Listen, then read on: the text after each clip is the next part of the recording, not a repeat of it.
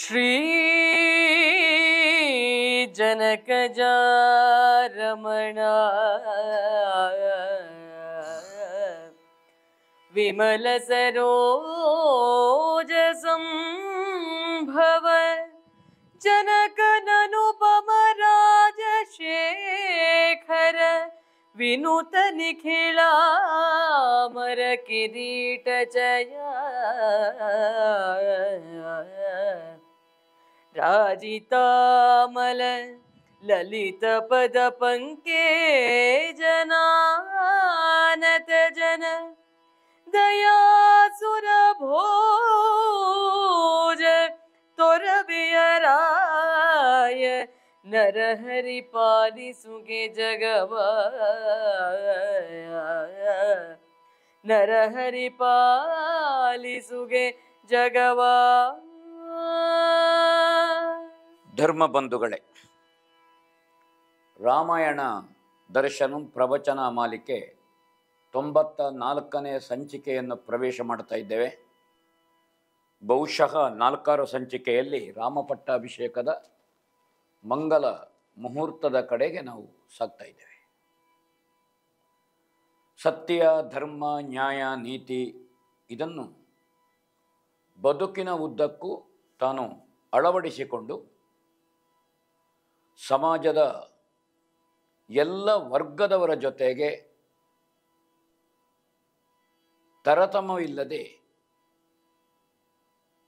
ಒಂದು ಮನುಷ್ಯನಾಗಿ ಒಬ್ಬ ಚಕ್ರವರ್ತಿಯ ಮಗನಾದರೂ ಶ್ರೀಸಾಮಾನ್ಯನ ಜೊತೆಗೆ ಜನಸಾಮಾನ್ಯನ ಜೊತೆಗೆ ಸಾಮಾನ್ಯನಾಗಿದ್ದುಕೊಂಡು ಅಸಾಮಾನ್ಯ ಕರ್ತೃತ್ವದಿಂದ ಧರ್ಮೋದ್ಧಾರದ ಕೆಲಸದಿಂದ ಮಾನವತ್ವದಿಂದ ದೇವತ್ವಕ್ಕೆ ಸಾಗಿದ ಶ್ರೀರಾಮಚಂದ್ರಮನ ಚರಿತ್ರೆ ರಾಮಾಯಣ. ಭಾವುಕರ ದೃಷ್ಟಿಯಲ್ಲಿ ದಶಾವತಾರದಲ್ಲಿ 7ನೇ ಅವತಾರ ಶ್ರೀರಾಮಚಂದ್ರಮ.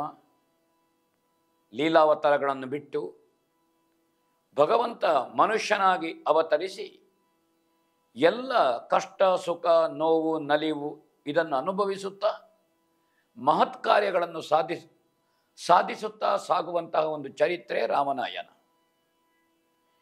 ಯುದ್ಧಕಾಂಡದ 53ನೇ ಸಂಧಿಯ ಕಡೆಗೆ ನಾವು ಬರ್ತಾ ಇದ್ದೇವೆ.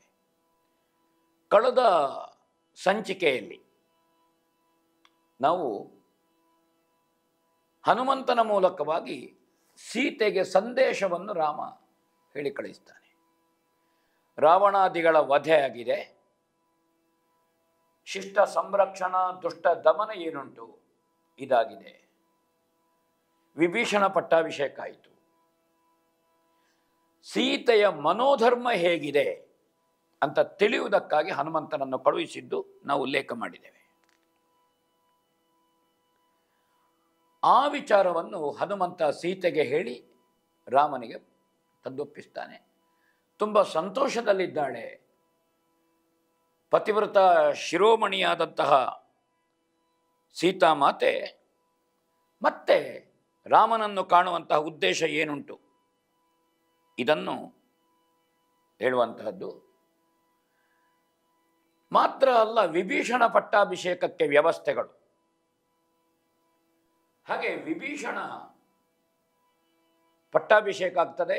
ರಾವಣನ ಪಕ್ಷದಲ್ಲಿರುವಂತಹ ರಾಕ್ಷಸರಿಲ್ಲಾದರೂ ಇದ್ದರೆ ವಿಭೀಷಣನ ಮೇಲೆ ದಂಗೆ ಏಳುವಂತಹದ್ದು, ಆಕ್ರಮಣ ಮಾಡಬಾರದು. ಇದಕ್ಕಾಗಿ ಹನುಮಂತ ಅಂಗದಾದಿಗಳನ್ನು ಕಾವಲಿಗೆ ನೇಮಿಸ್ತಾನೆ ರಾಮ. ಲಂಕೆಯಲ್ಲಿ ಒಂದು ವಿಪ್ಲವ, ಅಧಿಕಾರದ ಬದಲಾವಣೆಯಲ್ಲಿ ಆಗಕೂಡದು ಅಂತ ಎಲ್ಲ ಒಬ್ಬ ರಾಜಕೀಯ ಮುತ್ಸದ್ದಿಯಾಗಿ ಒಬ್ಬ ಚಕ್ರವರ್ತಿಯ ಪ್ರಾತಿನಿಧ್ಯವುಳ್ಳಂತಹ ರಾಮ ಅದನ್ನು ಯೋಚಿಸುವಂತಹದ್ದು ನಮಗೆ ಕಾಣುತ್ತದೆ. ಹಾಗೆ ವಿಭೀಷಣ ಎಲ್ಲ ರಾಮನನ್ನು ಬೀಳ್ಕೊಂಡು ವಿಭೀಷಣ ವೈದಿಕ ಕ್ರಮದಿಂದ ಎಲ್ಲ ಉತ್ತರ ಕ್ರಿಯೆಗಳನ್ನು ಮಾಡುವಂತಹದ್ದು ಇದನ್ನೆಲ್ಲ ಮಾಡ್ತಾನೆ. ಈ ಸಂಚಿಕೆಯಲ್ಲಿ ನಾವು ಹೇಗೆ ಸೀತೆಯ ಸ್ವೀಕರಣ ಹೇಗೆ, ಸೀತಾರಾಮರು ಒಂದಾಗುವಂಥದ್ದು ಹೇಗೆ, ಅಗ್ನಿ ಪರೀಕ್ಷೆಗೆ ಸತ್ಯದರ್ಶನ ಹೇಗಾಗ್ತದೆ, ಇದನ್ನೆಲ್ಲ ಮುಂದಿನ ಸಂಚಿಕೆಗಳಲ್ಲಿ ಗಮನಿಸೋಣ. ಎಲೆ ಕುಶನೆ ಕೇಳಾದುದಲ್ಯೋ ಬಳಿಕ ವೈದಿಕ ವಿಧಿಯಲಾದಶಗಳ ಸುರೇಂದ್ರಜಿತು ಪ್ರಮುಖ ರಾಕ್ಷಸರ ಸಂಸ್ಕಾರ ಬಲಿದ ಜ್ಯೋತೆಯ ಮನದ ಬೆರಗಿನ ಬೆಳವಿಗೆಯ ಭಾರಣೆಯ ಕರಣದಳಳು ಕೂತೈ ತಂದ ವಿಭೀಷಣಗೆ ಎರಗಿದನು ಪದಕ್ಕೆ ಬಲಿದ ಜ್ಯೋತೆಯ ಮನದ ಬೆರಗಿನ ಬೆಳವಿಗೆಯ ಭಾರಣೆಯ ಕರಣದಲ್ ಅಳುಕುತೈ ತಂದ ವಿಭೀಷಣ ನೆರಗಿದನು ಪದಕ್ಕೆ ಎಲೆ ಕುಶನೆ ಕೇಳು ಆ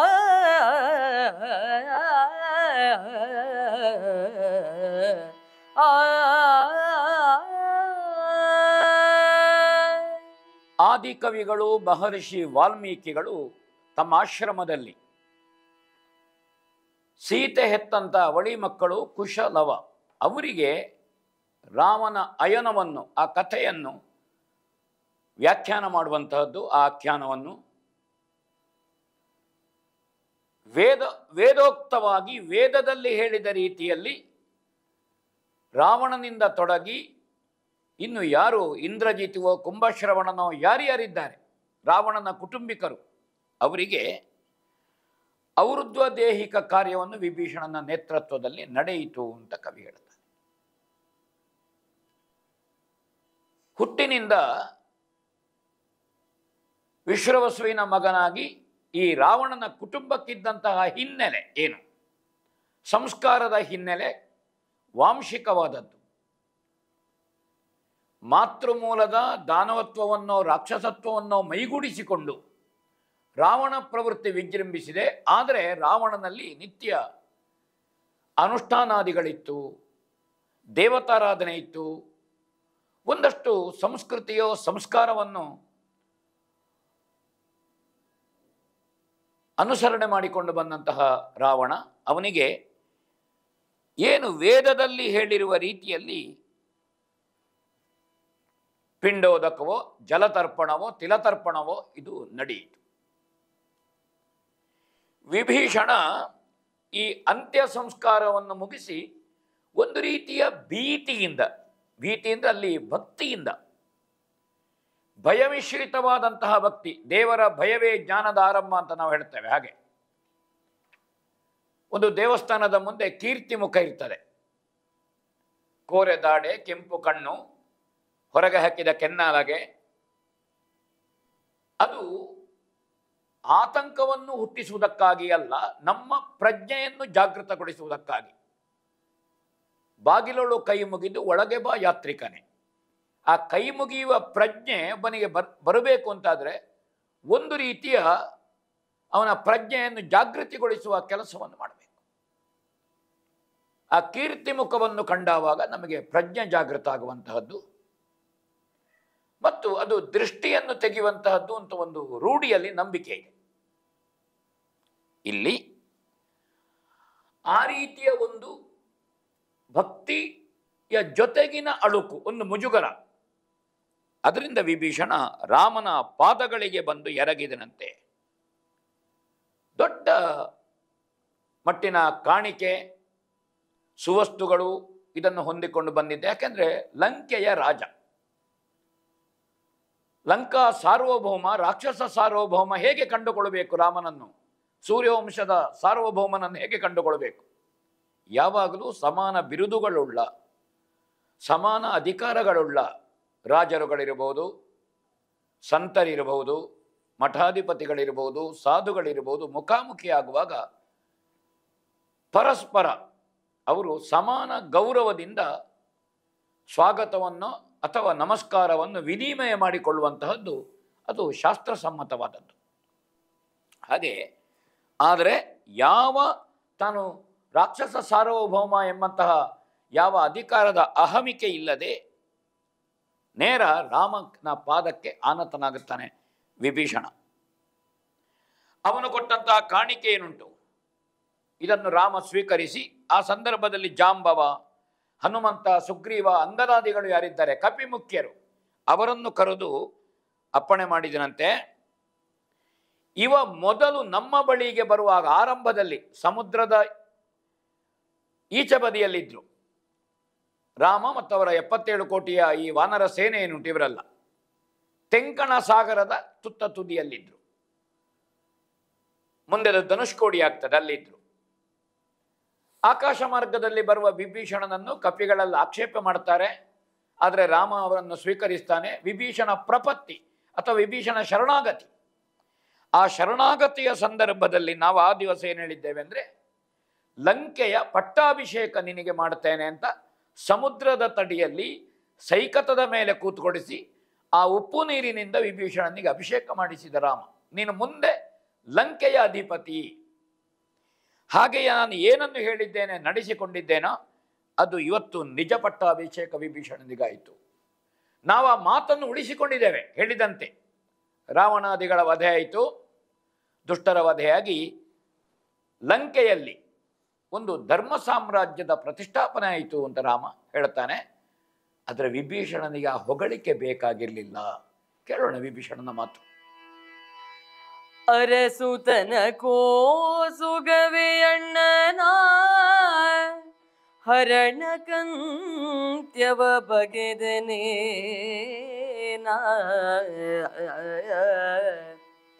ನರಚರಿತ್ರದ ನಾಟಕವದಿನ್ನೇಕೆ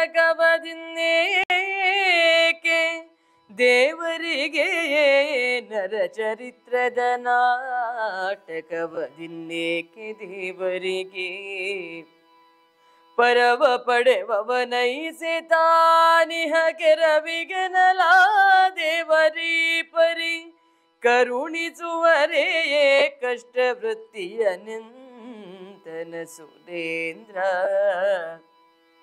ಅರಸುತನ ಗೋಸುಗವೆ ಅಣ್ಣನ ಹರಣ ಕಂತ್ಯವ ಬಗೆದನೇನ ಎಂದನ ಸುರೇಂದ್ರ.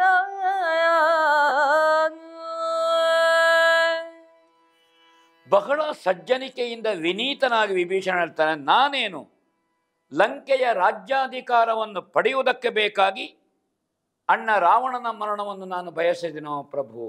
ಅಲ್ಲವಲ್ಲ. ರಾಮ ವಿರೋಧ, ಸತ್ಯ ಧರ್ಮದ ವಿರೋಧ, ರಾವಣ ಮಾಡಿದ ಸ್ತ್ರೀ ಲಂಪಟತನ, ಪರದಾರಾಪಹರಣ, ಮತ್ತೊಬ್ಬನ ಹೆಂಡತಿಯನ್ನು ಅಪಹರಿಸಿಕೊಂಡು ಬಂದಂತಹ ರಾವಣನ ಪ್ರವೃತ್ತಿಯನ್ನು ನಾನು ಆಕ್ಷೇಪಿಸಿದವ ಹೊರತು ರಾಮ ಪಕ್ಷ ಸೇರಿದರೆ ಅಥವಾ ಶ್ರೀರಾಮಚಂದ್ರಮನಿಗೆ ಸಹಾಯ ಮಾಡಿದರೆ ನನಗೆ ಲಂಕೆಯ ಸಾಮ್ರಾಜ್ಯ ಸಿಗ್ತದೆ ಎಂಬ ಅಧಿಕಾರದ ಆಶೆಯಿಂದ ಅಲ್ಲ, ರಾಜ್ಯಾಧಿಕಾರವನ್ನು ಅಪೇಕ್ಷಿಸಿ ಅಲ್ಲ. ಸ್ವಾಮಿಯವರಿಗೆ ಈ ಮಾನವ ನಡವಳಿಕೆಯ ನಾಟಕ ಯಾಕೆ ಪ್ರಭು? ನನ್ನ ಅಂತರಂಗ ಏನು, ನನ್ನ ಬಹಿರಂಗ ಏನು ಅಂತ ಸನ್ನಿಧಾನಕ್ಕೆ ಗೊತ್ತಿಲ್ವ ರಾಮಭದ್ರ? ಯಾಕೆ ನೀನಿನ್ನೂ ನಾಟಕ ಮಾಡ್ತಿ? ನೀನು ಕೇವಲ ಮನುಷ್ಯನಾಗಿ ವ್ಯವಹರಿಸ್ತಾ ಇದ್ದಿ, ಆದರೆ ನೀನು ಮನುಷ್ಯನಲ್ಲ, ನೀನು ಅತಿ ಮಾನುಷನಿದ್ದಿ, ನೀನು ಭಗವಂತನಿದ್ದಿ. ನಾನು ಮೋಕ್ಷಾಕಾಂಕ್ಷಿಯಾಗಿರುವ ವ್ಯಕ್ತಿ.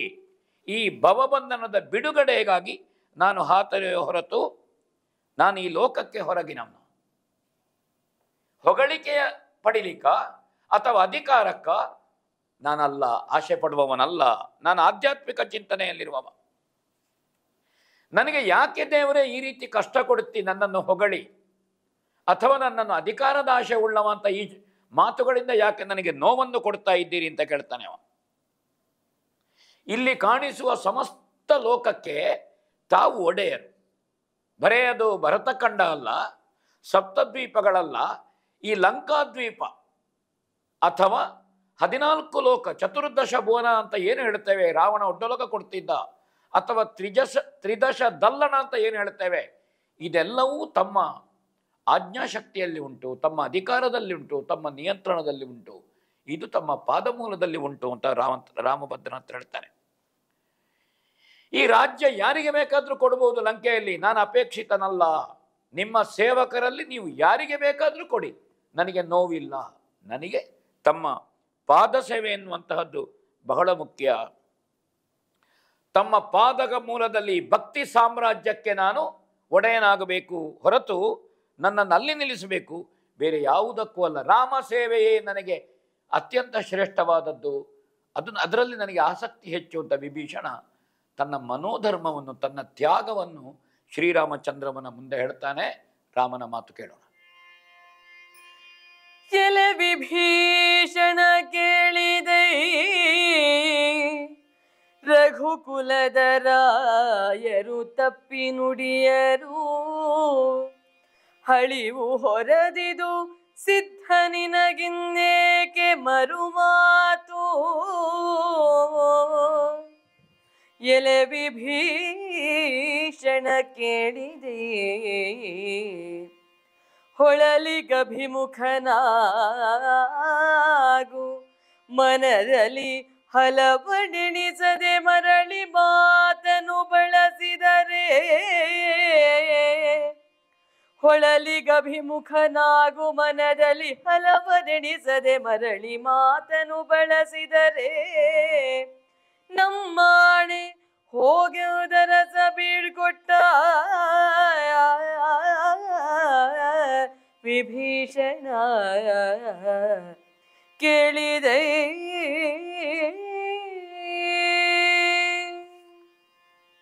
ಒಟ್ಟು ರಾಮನ ಅಯನದಲ್ಲಿ ವನವಾಸಕ್ಕೆ ಹೊರಡುವಲ್ಲಿಂದ ತೊಡಗಿ ಇಲ್ಲಿಯವರೆಗೆ ರಾಮನ ನಿಲುಮೆ ತಾನು ಅಪವಾದಕ್ಕೆ ಅಂಜುತ್ತೇನೆ,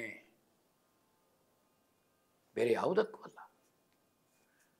14 ವರ್ಷದ ವನವಾಸ. ಕೈಕೇಯಿ ಒಬ್ಬಾಕೆ ತಾಯಿ ಕೇಳ್ತಾಳೆ, ರಾಮ ಹೊರಡದೇ ಇರಬಹುದಿತ್ತು, ಯಾಕೆಂದ್ರೆ ಜ್ಯೇಷ್ಠಾನುಸರಣೆ ಇದು ಶಾಸನ, ಆದರೆ ಹೋಗದೇ ಇದ್ರೆ ಅಪವಾದ, ಪಿತೃವಾಕ್ಯ ಪರಿಪಾಲನ. ಈ ಕಾರಣಕ್ಕಾಗಿ ರಘುವಂಶದ ರಾಜರು ತಪ್ಪಿ ನುಡಿಯುವುದಿಲ್ಲ ಮತ್ತು ತಪ್ಪಿ ನಡೆಯುವುದಿಲ್ಲ ಅಂತ ಹೇಳ್ತಾನೆ ರಾಮ. ಒಂದು ರೂಢಿ ಇಲ್ಲಿ ಬಹಳ ಮುಖ್ಯ ಮಾತಿದೆ. ಸ್ವಪ್ನದಲ್ಲಿ ರಘುಕುಲದ ರಾಜರು ಆಡಿದ್ರು, ಎಚ್ಚರದಲ್ಲಿ ಅದನ್ನು ಸತ್ಯ ಮಾಡುತ್ತಾರೆ. ಸ್ವಪ್ನೇಪಿ ಮಾತಾಡಿದ್ರು, ಎಚ್ಚರದಲ್ಲಿ ಹಾಗೆ ನಡ್ಕೊಳ್ತಾರೆ. ಇದು ರೂಢಿ. ಎಷ್ಟೋ ಸಲ ಶಾಸ್ತ್ರದ ತಲೆಯನ್ನು ಏರಿ ರೂಢಿ ಮೆರೆಯುತ್ತದೆ ಅಥವಾ ರೂಢಿ ವಿಜೃಂಭಿಸ್ತದೆ. ಶಾಸ್ತ್ರಕ್ಕಿಂತ ರೂಢಿ ಪ್ರಬಲವಾಗಿರ್ತದೆ. ಶಾಸ್ತ್ರ ಅಥವಾ ರೂಢಿ ಬಲಿಯಸಿ. ಒಂದು ಶಾಸ್ತ್ರದಲ್ಲಿ ಹೀಗೆ ಅಲ್ಲ ಅಂತ ಇದ್ರೆ ರೂಢಿಯಲ್ಲಿ ಹಾಗೇ ಆ ಪದ್ಧತಿಯನ್ನು ನಾವು ನಡ್ಕೊಂಡು ಬಂದುಕೊಂಡಿರ್ತೇವೆ ಪಾಲಿಸ್ತಾ, ಅವಾಗ ರೂಢಿಯೇ ಪ್ರಬಲವಾಗಿ ನಿಲ್ತದೆ ಶಾಸ್ತ್ರವನ್ನು ಮೀರಿ.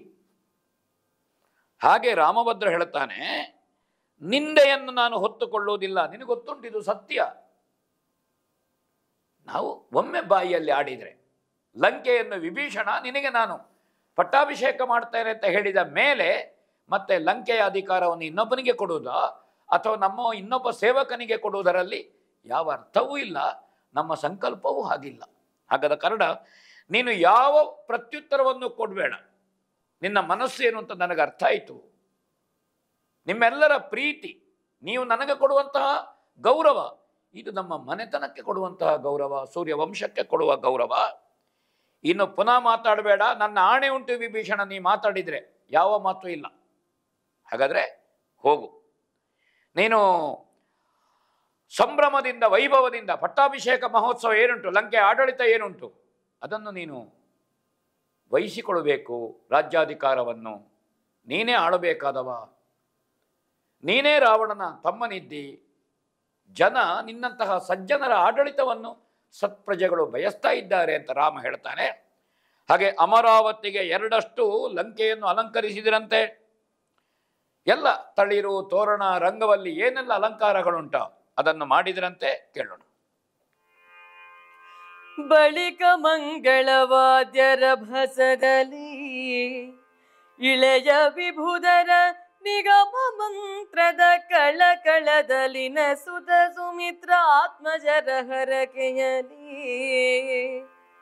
ಸುಲಭವಾದುದು ಪಟ್ಟ ಕಂಡುದು ಹೊಳಲ ಜನ ಪರಿಜನ ಸೃಹಜ್ಜನ ನಳಿನ ನಯನಾರಾಧಕನನ ವರ ವಿಭೀಷಣನ ಬಳಿಕ ಮಂಗಳವಾದ್ಯರ ಭಸದಲ್ಲಿ ಜನ ಪರಿಜನ ಸುಹೃಜ್ಜನ ನಳಿನ ನಯನಾರಾಧಕನನ ವರ ವಿಭೀಷಣನ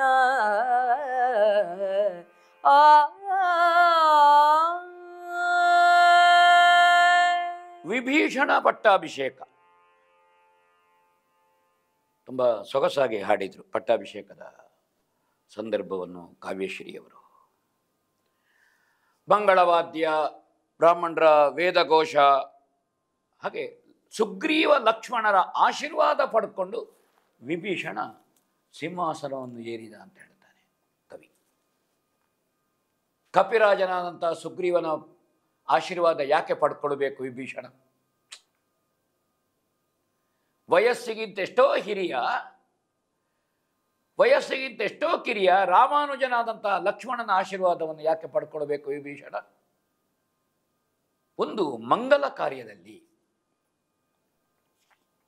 ಒಂದು ಒಳ್ಳೆಯ ಸನ್ನಿವೇಶದಲ್ಲಿ, ಶುಭ ಸನ್ನಿವೇಶದಲ್ಲಿ ನಾವು ಎಲ್ಲರ ಆಶೀರ್ವಾದವನ್ನು, ಶುಭ ಹಾರೈಕೆಯನ್ನು ಪಡ್ಕೊಳ್ಳುವಂತಹದ್ದು ನಮ್ಮ ಸಂಸ್ಕೃತಿ, ಅದು ನಮ್ಮ ಸಂಸ್ಕಾರ. ಅದು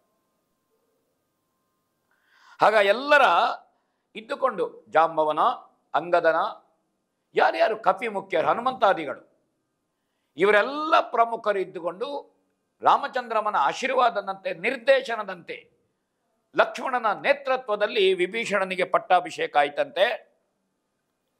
ಪಟ್ಟಾಭಿಷೇಕ ಆಗಿ ದೊಡ್ಡ ಸಂಭ್ರಮ, ಸಡಗರ. ವಿಭೀಷಣ ಉಳಿಲಿಲ್ಲ ಅಲ್ಲಿ. ವಿಭೀಷಣದಲ್ಲಿರುವಂತಹ ಧಾರ್ಮಿಕ ಪ್ರಜ್ಞೆ, ಅವನ ಸಹಜವಾದಂತಹ ಸರಳ ಗುಣಗಳು. ನೀನ ಅರಸ, ಯಾರಿಗೆ ಅರಸ? ನೀನಾಳು. ಸಿಂಹಾಸನವನ್ನು ಏರಿಸಿ ಪಟ್ಟಾಭಿಷೇಕ ಮಾಡುವಾಗ ನೀನು ಆಳು ಅಂದರೆ ಆಡಳಿತ ಮಾಡುವವ ಎಂಬ ಅರ್ಥದಲ್ಲಿಯೂ ಹೌದು, ಪ್ರಜೆಗಳ ಪ್ರಧಾನ ಸೇವಕ ಎಂಬ ಅರ್ಥದಲ್ಲಿಯೂ ಹೌದು. ನೀನು ಆಳುವವನು ಅಂತಲೂ ಅಲ್ಲ, ಪ್ರಜೆಗಳ ಸೇವೆ ಮಾಡುವುದಕ್ಕೆ ಅವಕಾಶ ಸಿಕ್ಕಿದವನು ಎಂಬ ಅರ್ಥದಲ್ಲಿ ನಾವು ಅದನ್ನು ತಗೊಳ್ಬೇಕು. ತಗೊಂಡ್ರೆ ಒಳ್ಳೆಯದು, ದೇಶಕ್ಕೆ ಭವಿಷ್ಯ ಇದೆ.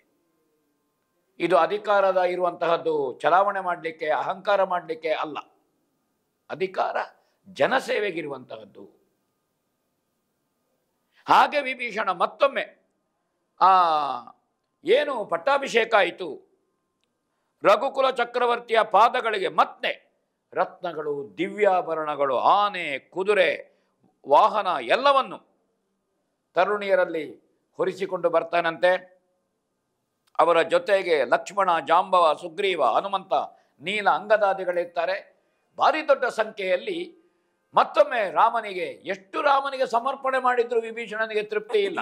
ರಾಮಾನುಗ್ರಹದಿಂದ ನನಗೆ ಈ ಅಧಿಕಾರ ಬಂದಿದೆ ಎನ್ನುವುದಕ್ಕಿಂತ ಲಂಕೆಯಲ್ಲಿ ಒಬ್ಬ ದಾನವನ, ದುರ್ಜನರ, ಸ್ತ್ರೀಲಂಪಟಕೋರನ, ಒಬ್ಬ ಅಹಂಕಾರಿಯ ನಿರಂಕುಶ ಪ್ರಭುತ್ವದ ಆಡಳಿತ ಹೋಯ್ತಲ್ಲ. ರಾಮರಾಜ್ಯ ಸಂಸ್ಥಾಪನೆ ಆಯ್ತಾ ಇಲ್ವೋ? ರಾಮ ಆಡಳಿತ ಮಾಡುವ ರಾಜ್ಯ ರಾಮರಾಜ್ಯ ಅಲ್ಲ. ಹಿಂದಿನ ಸಂಚಿಕೆಗಳಲ್ಲಿಯೂ ನಾನು ಹೇಳ್ತಾ ಬಂದಿದ್ದೇನೆ. ರಾಮನ ಆದರ್ಶಗಳನ್ನು ಮೈಗೂಡಿಸಿಕೊಂಡು ಅದನ್ನು ಪ್ರಜೆಗಳಿಗೆ ವಿತರಿಸುವ ರಾಜ್ಯ ರಾಮರಾಜ್ಯ. ಹೇಗೆ ವಾಲಿಯ ವಧೆಯಿಂದ ಸುಗ್ರೀವ ಪಟ್ಟಾಭಿಷಿಕ್ತನಾಗಿ ಕಿಷ್ಕಿಂಧೆಯಲ್ಲಿ ಆಡಳಿತ ಮಾಡ್ತಾನೆ, ರಾಮನ ನೆರಳಿನಲ್ಲಿ ರಾಮನ ಆದರ್ಶಗಳನ್ನು ಮೈಗೂಡಿಸಿಕೊಂಡು ಅದು ರಾಮರಾಜ್ಯ. ಇಲ್ಲಿಯೂ ಅದಾಯಿತು. ಹಾಗೆ ಮತ್ತೊಮ್ಮೆ ಬಂದು ರಾಮನಿಗೆ ನಮಸ್ಕಾರ ಮಾಡ್ತಾನಂತೆ. ರಾಮವನ ಶಿರವನ್ನು ಆಧರಿಸಿ ಎತ್ತುತ್ತಾನೆ. ಶಿರವ ಸಿರಿ ಹಸ್ತದಲ್ಲಿ ಮೆಲ್ಲನೆ ಬರಸೆಳೆದು ಪಿಗೆಯಪ್ಪಿ ನುಡಿದನು. ಶಿರವ ಸಿರಿ ಹಸ್ತದಲ್ಲಿ ಮೆಲ್ಲನೆ ಬರಸೆಳೆದು ಬಿಗಿಯಪ್ಪಿ ನುಡಿದನು.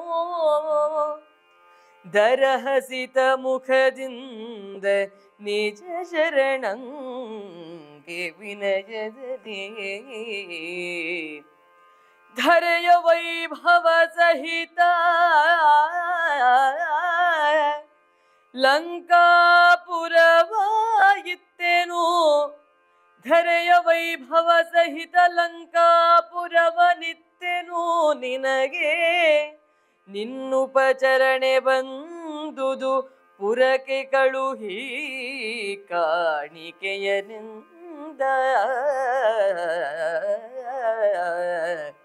ರಾಮನು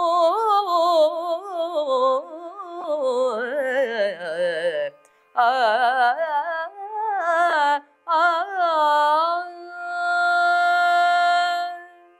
ಅಯೋಧ್ಯಾಧಿಪತಿಯ ಪಾದಕ್ಕೆ ಆನತಮಸ್ತಕನಾದ ಲಂಕಾಧಿಪತಿ ವಿಭೀಷಣ, ಲಂಕೇಶ್ವರ ಒಂದರ್ಥದಲ್ಲಿ,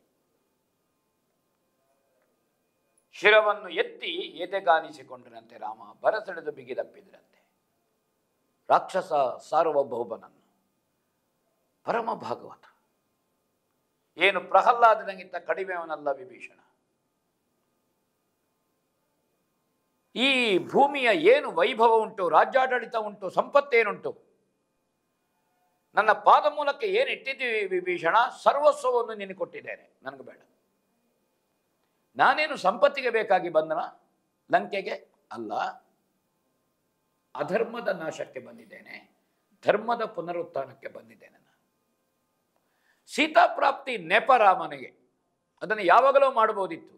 ಇಲ್ಲಿ ಅಧರ್ಮದ ನಾಶ ಆಗಬೇಕಾದ್ದು ಮುಖ್ಯ. ಇಲ್ಲಿ ಎಲ್ಲ ಕಾಣಿಕೆಯನ್ನು ನೀನು ಹೊರಿಸಿ ತಂದದ್ದನ್ನು ನಗರಕ್ಕೆ ಹಿಡ್ಕೊಂಡು ಹೋಗು, ನನಗೆ ಬೇಡ. ನಾನಿಂತಹ ಶ್ರೀಮಂತಿಕೆಯಲ್ಲಿ ಅಪೇಕ್ಷೆ ಉಳ್ಳವನಲ್ಲ. ಏನು ಅಯೋಧ್ಯೆಯವರಿಗೆ ಕೊರತೆ ಉಂಟ? ಅದು ಬೇಕಾಗಿಲ್ಲ ನನಗೆ.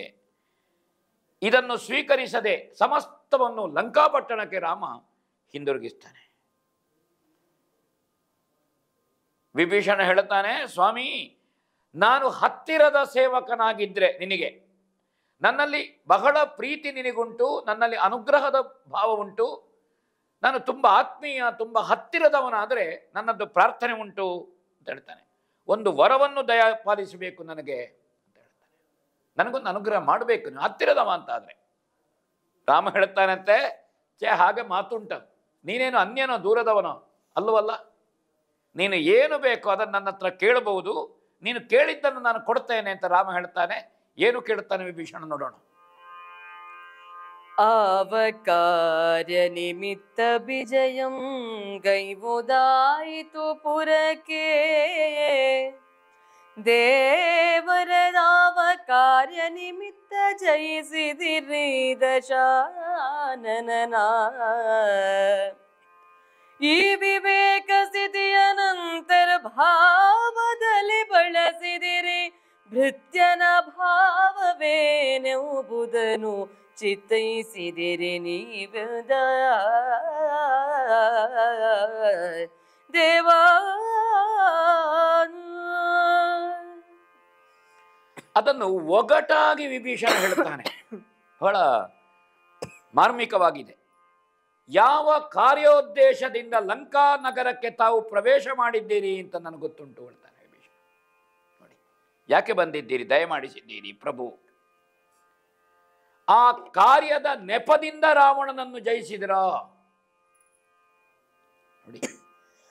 ಯಾಕಾಗಿ ಲಂಕಾ ನಗರವನ್ನು ಪ್ರವೇಶ ಮಾಡಿದ್ರಿ? ಆ ಕಾರ್ಯದ ಒಂದು ನೆಪವಾಗಿಸಿ, ಅದುವೇ ಪ್ರಧಾನ ಅಲ್ಲ, ಅದನ್ನು ನೆಪವಾಗಿಸಿ ರಾವಣನನ್ನು ಜಯಿಸಿದ್ರು. ಆ ಕಾರ್ಯಕಾರಣವನ್ನು ಯುಕ್ತಾಯುಕ್ತವಾಗಿ ತಾವು ವಿವೇಚನೆ ಮಾಡಿದಿರಲ್ಲ ಕೇಳ್ತಾನೆ. ನೋಡಿ, ವಿಷಯ ಹೇಳೋದಿಲ್ಲ, ಏನು ಅಂತ ಹೇಳೋದಿಲ್ಲವ, ಮಾಡಿದ್ದಿರಲ್ಲವೇ. ಈ ಸೇವಕನ ಮನಸ್ಸಿನಲ್ಲಿ ಏನೆಂಬುದನ್ನು ತಾವು ಗಮನಿಸಿರಬಹುದು ಅಂತ ವಿಭೀಷಣ ಹೇಳ್ತಾನೆ. ತಮ್ಗೆ ಗೊತ್ತಿರಬಹುದೇನು ಅಂತ. ಸೀತಾ ಪ್ರಾಪ್ತಿಗಾಗಿಯೋ ಅಂತ ಕೇಳಲಿಲ್ಲ, ಮಾತಾಡ್ತಾನೆ. ಕೇಳುವ ಧೈರ್ಯ ಇಲ್ಲ. ರಾಮನ ಯೋಗ್ಯತೆ, ರಾಮನಲ್ಲಿರುವ ಶ್ರದ್ಧೆ, ಭಕ್ತಿ, ಗೌರವ ವಿಭೀಷಣನಿಗೆ ಅಪಾರವಾದದ್ದನ್ನು. ಆದರೆ ನನಗೆ ಅರ್ಥ ಆಯಿತು ವಿಭೀಷಣ ಅಂತ ಹೇಳ್ತಾನೆ ರಾಮ. ನಿನ್ನ ಅಂತರಂಗದ ವಿಚಾರವನ್ನು ಗುಂಭವಾಗಿಸಿ, ಅಂದರೆ ಗುಟ್ಟಾಗಿಸಿ ನೀನು ಒಳಗೆ ಇಟ್ಟುಕೊಂಡು, ನೀನು ವಿನಂತಿ ಯಾಕೆ, ಅನ್ಯರು ಮಾಡಿರುವ ಮಾನಹಾನಿಗೆ ಜಾಂಬವ ಸುಗ್ರೀವರು ಸಹಮತಿಸೋರೆಂದು ನಿನ್ನ ಮನಸ್ಸಿಗೆ ಅನ್ನಿಸಿದರೆ ಕರೆದುಕೊಂಡು ಬಾ. ಮತ್ತು ಏನು ಅಂತ ಹೇಳಲಿಲ್ಲ. ನನ್ನ ಮನಸ್ಸಿನಲ್ಲಿ ಏನಿದೆ ಅಂತ ನಿನಗೆ ಗೊತ್ತಿದ್ರೆ ನಿನಗೆ ಯಾವ ಹೊಣೆಗಾರಿಕೆ ಉಂಟು ಅಂತ ಗೊತ್ತಿದ್ರೆ ಕರೆದುಕೊಂಡು ಬಾ. ಮತ್ತೆ ಹೇಳ್ತಾನೆ, ಭೂಸುತೆಯನ್ನು ಅಂಗೀಕರಿಸುವ ಅಭಿಪ್ರಾಯದ ವಿಷಯವನ್ನು ನಾವು ಬಲ್ಲೆವು. ನಿನ್ನ ಮನಸ್ಸಿನಲ್ಲಿರುವುದು ಸೀತೆಯನ್ನು ನಾನು ಅಂಗೀಕರಿಸುವಂತಹದ್ದು, ಸ್ವೀಕರಿಸುವಂತಹದ್ದು, ಪತಿಕರಿಸುವಂತಹದ್ದು ನನಗೆ ಅರ್ಥ ಆಗ್ತದೆ ವಿಭೀಷಣ. ಅದು ನಿನ್ನ ಅಂತರಂಗದ ಮಾತೇನು ಅಂತ ಅರ್ಥ ಆಗ್ತದೆ. ಹಾಗೆ ನೀನು ಕರ್ಕೊಂಡು ಬಾ ಅಂತ ಹೇಳ್ತಾನೆ. ವಿಭೀಷಣನು ರಾಘವನ ಪಾದಕ್ಕೆ ನಮಸ್ಕಾರ ಮಾಡಿದನಂತೆ. ಅವಸರದಲ್ಲಿ ಹೊರಟಂತೆ. ಯಾಕಂದ್ರೆ ಸೀತಾಮಾತೆ ಮತ್ತು ರಾಮ ಒಂದಾಗುವುದನ್ನು ನೋಡ್ಲಿಕ್ಕೆ ಎಲ್ಲರೂ ಕಾಯ್ತಾ ಇದ್ರು. ಯಾವಾಗ ರಾಮ ಸಹವಾಸ ವಿಭೀಷಣನಿಗಾಯ್ತಾ, ಯಾವಾಗ ರಾಮನ ಸಹವಾಸ ಸುಗ್ರೀವಾದಿ ಕಪೆಗಳಿಗಾಯ್ತಾ, ಯಾವಾಗ ಸೀತಾನ್ವೇಷಣೆ ಆಯ್ತಾ ಹನುಮಂತನ ಮೂಲಕವಾಗಿ, ಅಲ್ಲಿಂದ ಎಲ್ಲರ ನಿರೀಕ್ಷೆ ಇದ್ದದ್ದು ರಾಮ ಸೀತೆಯರು ಒಂದಾಗಬೇಕು. ಆ ಸಂಭ್ರಮವನ್ನು ನಾವು ನೋಡಬೇಕು. ಇಲ್ಲಿ ವಾಲ್ಮೀಕಿಗಳು ಬಹಳ ಸೊಗಸಾಗಿ ಹೇಳುತ್ತಾರೆ. ಸೀತೆಯನ್ನು ಮಜ್ಜನಾದಿಗಳಿಂದ ಆಭರಣಗಳನ್ನು ತೊಡಿಸಿ ಸಾಲಂಕೃತ ಕನ್ಯೆಯಂತೆ ಕರ್ಕೊಂಡು ಬಾ ಅಂತ ರಾಮ ಹೇಳ್ತಾನೆ ಅಂತ ಉಲ್ಲೇಖ ಇದೆ. ಇಲ್ಲಿ ಅಂತಹ ಉಲ್ಲೇಖಗಳು ನಮಗೆ ಕಾಣುವುದಿಲ್ಲ. ತೊರವೆಯಲ್ಲಿ ವಾಲ್ಮೀಕಿಯ ಈ ಭಾಗ ತೊರವೆಯಲ್ಲಿ ಸ್ವಲ್ಪ ಗಂಭೀರವಾಗಿ ಕೆಲವು ವ್ಯತ್ಯಾಸಗಳಿದೆ. ಕವಿಯ ಸ್ವಾತಂತ್ರ್ಯ. ಹಾಗೆ ಹೊರಟನಂತೆ. ಕುಬೇರನ ಪಲ್ಲಕ್ಕಿಯಲ್ಲಿ ಕುಳಿತು ಎಡಬಲಗಳಲ್ಲಿ ಛತ್ರಿ ಹಿಡಿದು ಈ ಥರ ಲಂಕಾನಗರಕ್ಕೆ ಬಂದನಂತೆ. ಬಾವುಟಗಳನ್ನು ಎತ್ತಿ ಕಟ್ಟಿದ್ರಂತೆ. ಕಲಶ, ಕನ್ನಡಿ, ಚಿನ್ನದ ಕಟ್ಟೆ, ವೈಭವವೇ ವೈಭವ. ಅದು ಕೇಳೋದು ಬೇಡ ಏನು ಅಂತ. ಅನಂತರ ಸಮಸ್ತ ಲೋಕದ ಅಧಿದೇವತೆಯಾದಂತಹ ಸೀತೆಯನ್ನು ಎದುರುಗೊಳ್ಳುವ ಕಾತರತೆಯಿಂದ ಮಂಗಳವಾದ್ಯ ತನ್ನ ಹೆಂಡತಿಯೊಡನೆ ಬ್ರಾಹ್ಮಣ ಸಮೂಹದ ಜೊತೆಗೆ ಸೀತೆ ಇದ್ದ ಅಶೋಕಾವನಕ್ಕೆ ಬಂದ ಅಂತ ವಿಭೀಷಣ ಕರ್ಕೊಂಡು ಹೋಗಲಿಕ್ಕೆ ಸೀತಾಮಾತೆಯನ್ನು ಕೇಳೋಣ. ಇಳಿದು ದಂಡಿಗೆಯನು ಸುಲಲನಾವಳಿ ಸಹಿತ ಮೈಜಿಕ್ಕುತೈ ತಂದಿಳೆಯ ತನು ಜಯ ಲಲಿತ ಪಾದ ಪಯೋಜ ಯುಗಳದಲ್ಲಿ ಇಳುಹಿದನು ಮಸ್ತಕವ ಮಾಯಾ ವಿಲಸದನುಪಮ ಲಕ್ಷ್ಮೀ ಭುವನಾವಳಿಯ ಜನನಿ ಜನಾರ್ದನನ ವಲ್ಲಭೆ ನಮೋ ಎನ್ನುತ್ತ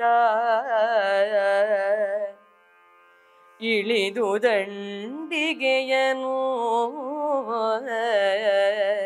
ನಮೋ ಎನ್ನುತ್ತ ನಮೋ.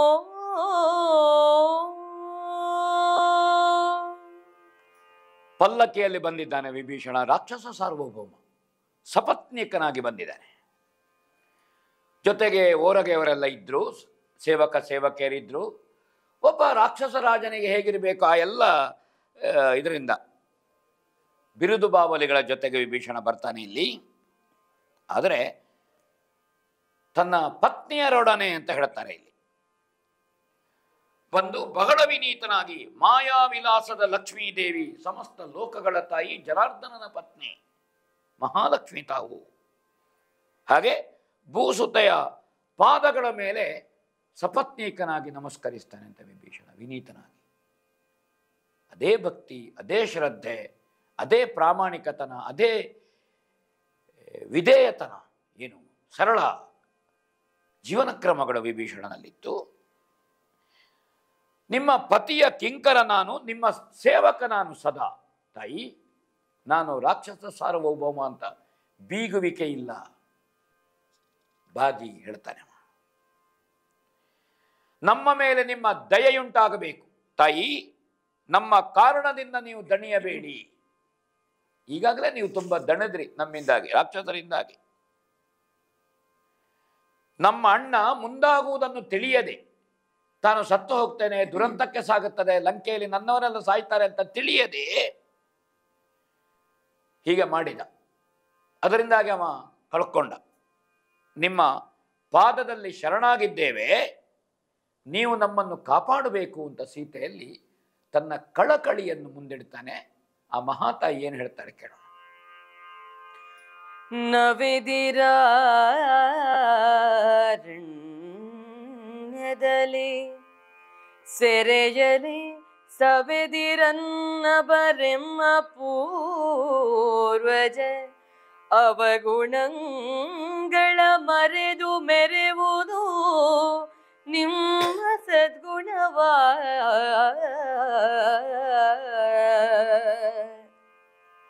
ಪೂರ್ವಜ ನವಗುಣಗಳ ಮರೆದು ಮೆರೆವುದು ನಿಮ್ಮ ಸದ್ಗುಣವ ಭುವನದಲ್ಲಿ ನಿಮ್ಮಿಂದ ಪುಣ್ಯ ಶ್ರವಣರಾರೆಲೆ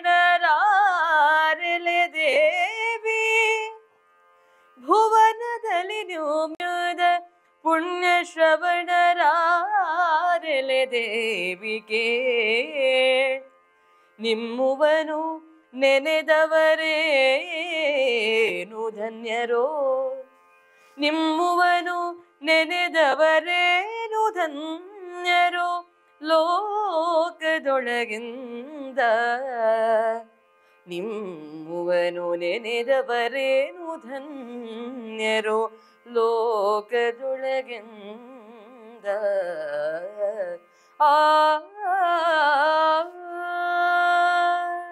ರಾಕ್ಷಸ ಸಾರ್ವಭೌಮ ವಿಭೀಷಣನ ವಿನಯವಂತಿಕೆ, ಸಜ್ಜನಿಕೆ, ಬಾಗುವ ಕ್ರಮ, ಸರಳ ಕ್ರಮ ಕಾವ್ಯಶ್ರೀಯವರು ತುಂಬ ಗಾನಯಾನದಲ್ಲಿ ಗಮಕದಲ್ಲಿ ಸೊಗಸಾಗಿ ಪ್ರಸ್ತುತಪಡಿಸಿದರು. ಗಮನಿಸಿ, ಎಲ್ಲಿಯೂ ಅಹಂಕಾರ ಇಲ್ಲ, ತನ್ನಿಂದಾಗಿ ರಾಮನಿಗೆ ಜಯ ಸಿಕ್ಕಿತು ಎಂಬ ಭಾವ ಇಲ್ಲ, ಎಲ್ಲಿಯೂ ತನ್ನ ಹೆಗ್ಗಳಿಕೆಯನ್ನು ಹೇಳಿಕೊಳ್ಳಿಲ್ಲ ವಿಭೀಷಣ. ಅರಣ್ಯದಲ್ಲಿ ಸೊರಗಿದಿರಿ, ಇಲ್ಲಿ ಬಂಧನದಲ್ಲಿ ಬಡವಾದಿರಿ.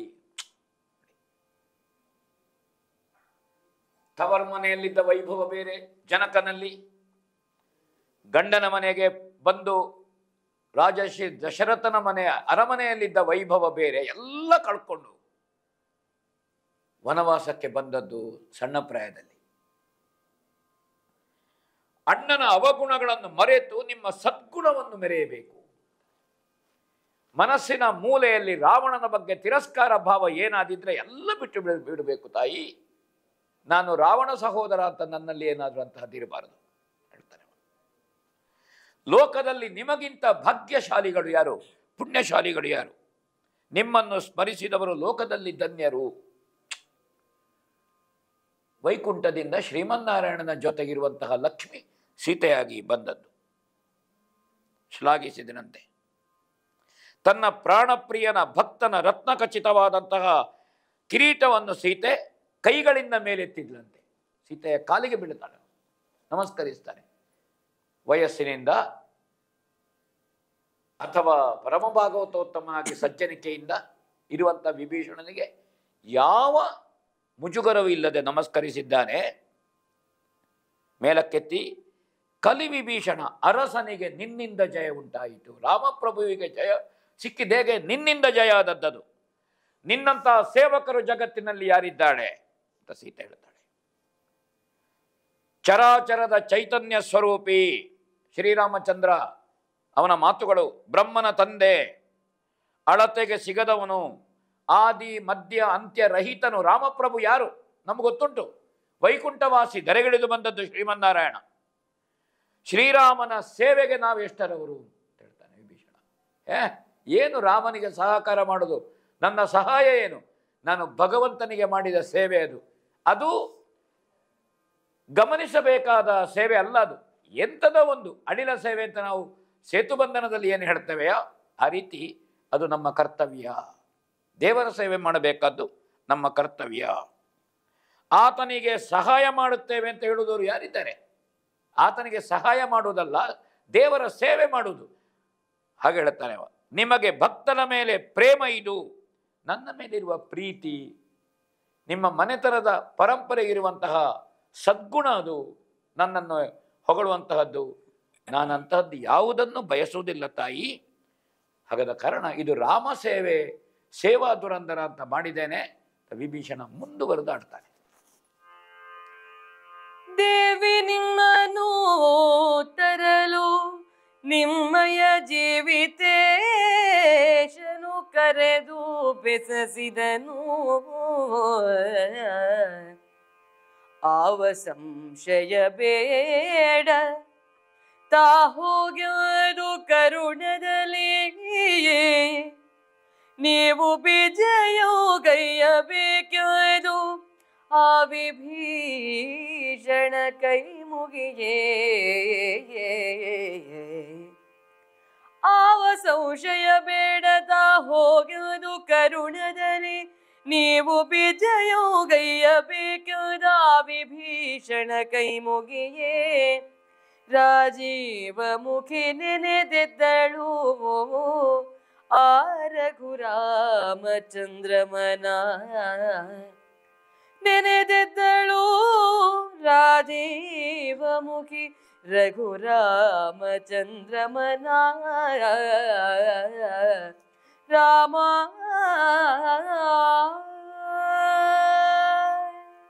ದೇವಿಯವರನ್ನು ಕರೆತರುವುದಕ್ಕಾಗಿ ರಾಮಪ್ರಭುವಿನ ಅಪ್ಪಣೆಯಾಗಿದೆ. ನನಗೆ ನಿರ್ದೇಶನ ರಾಮಪ್ರಭುವಿನದ್ದು. ನಿಮ್ಮ ಜೀವಿತೇಶ ಪ್ರಾಣೇಶ ನನಗೆ ಅಪ್ಪಣೆ ಮಾಡಿದ್ದಾನೆ ತಮ್ಮನ್ನು ಕರ್ಕೊಂಡು ಬರಲಿಕ್ಕೆ. ಯಾವ ಸಂದೇಹವೂ ಬೇಡ, ಗೊಂದಲ ಬೇಡ, ನೀವು ಕರೆತನ್ನಿ ಹೋಗಿ ಎಂದು ಕರುಣೆಯಿಂದ ತಿಳಿಸಿದ್ದಾನೆ. ರಾಮನಪ್ಪಣೆಯಿಂದ ಬಂದಿದೆ. ತಾವು ದಯಮಾಡಿಸಬೇಕು ತಾಯಿ ಅಂತ ವಿಭೀಷಣ ಹೇಳ್ತಾನೆ. ವಿಜಯಂಗಯ್ಯಬೇಕು. ಕವಿ ಒಂದು ಒಳ್ಳೆ ಶಬ್ದ ಪ್ರಯೋಗ ಮಾಡಿದ. ಬಹಳ ರಾಜೀವಮುಖಿ,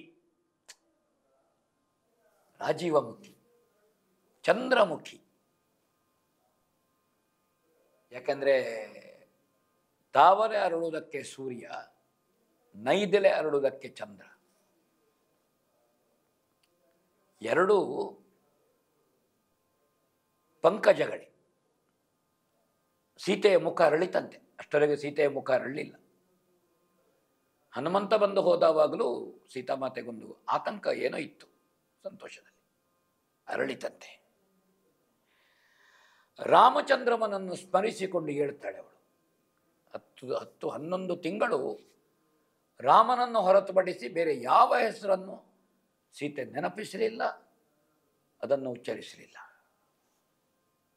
ವಿಭೀಷಣನು ಕೈಯ ದಂಡದಿಂದ ಜನರನ್ನೆಲ್ಲ ಒಟ್ಟು ವಿಭೀಷಣ ಜೊತೆಗೆ ಸೇವೆಗೆ ಎಲ್ಲರಿಗೂ ಸೀತಾಮಾತೆಯನ್ನು ನೋಡುವ ಕುತೂಹಲ. ರಾಮನ ಹೆಂಡತಿ ಸೀತೆ. ಇಡೀ ಲಂಕೆಯಲ್ಲಿ ಒಂದು ಭಾರಿ ದೊಡ್ಡ ಯುದ್ಧಕಾಂಡ ನಡೆದದ್ದು ಸೀತಾ ಪ್ರಾಪ್ತಿಗಾಗಿ. ಸೀತೆಯನ್ನು ಅಪಹರಿಸಿದಂತಹ ರಾವಣನ ವಧೆಗಾಗಿ, ಅವನನ್ನು ಶಿಕ್ಷಿಸುವುದಕ್ಕಾಗಿ. ಲೋಕಮೋಹಕವಾದಂತಹ ರೂಪವತಿ, ಲಾವಣ್ಯವುಳ್ಳವಳು, ಜಗದಂಬಿಕೆ, ಲಕ್ಷ್ಮಿ ಇತ್ಯಾದಿ ಇತ್ಯಾದಿ ಅವರೆಲ್ಲ. ಹಾಗೆ ವಿಭೀಷಣನ ರಾಣಿಯರು ಅವರೆಲ್ಲರೂ ಸೀತಾಮಾತೆಯ ಕೈ ಹಿಡಿದು ಕರಾವಲಂಬನ ಮಾಡಿ ಅರಮನೆಗೆ ಕರ್ಕೊಂಡು ಬರ್ತಾರಂತೆ, ಮಜ್ಜನಾದಿಗಳಿಗೆ, ಸ್ನಾನಾದಿಗಳಿಗೆ.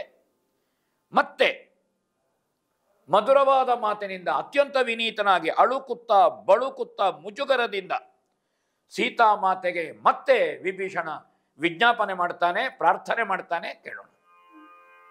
ಚಿತ್ತ ಬಿಸಿದಿರೆ ದೇವಿಯರೇ, ದೇವೋತ್ತಮನಲ ದೇವರಲಿ, ರಾಜೋತ್ತಮನಲ ರಾಜರಲಿ, ಪುರುಷರಲಿ ಜಗವರಿಯೇ, ಉತ್ತಮನಲ ನಿಮ್ಮರಸ ನೀವು ಹೊತ್ತ ಭಾರವ ಮಂಗಲವು, ನೃಪಮತ್ತ ಕಾಶಿನಿ ನೀವು ಶುಭಕರವಾಗಬೇಕೆಂದ. ಚಿತ್ತವಿಸಿದಿರೆ ದೇವಿಯರೇ,